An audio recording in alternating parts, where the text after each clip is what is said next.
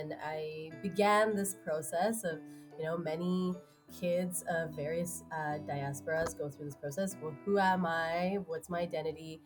And my heart started to really burn for what was happening in India, and just really start to grapple with the vast, stark differences in reality between where I was living in Canada, what was happening in India, and why that was the case. And through the Red Cross, I started a global issues club in my high school, and really started to learn about sort of international humanitarian issues. That to me was like my way of engaging with the injustices of like why India had the human rights and human development issues that it had, and why Canada didn't. So that introduced me to like these ideas of colonialism and all of that. But I really didn't think climate or environment was for me. And this is a really common thing, I think, with kids from the diaspora.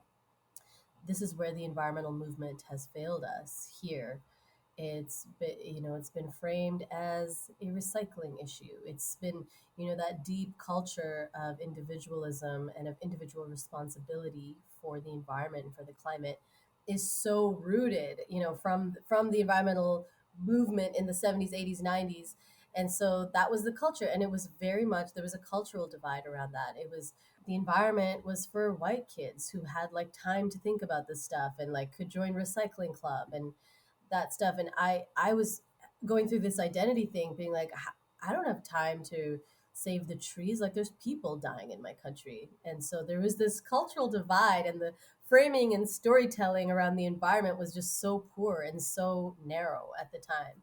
To see these issues of colonialism, of human rights, of survival, of of inequity be linked so deeply to climate change, which was an issue that I had thought was just this green environmental thing, was tremendously powerful and life changing. And that's when I realized the climate issue is not an environmental issue whatsoever. It's an issue of justice at its core.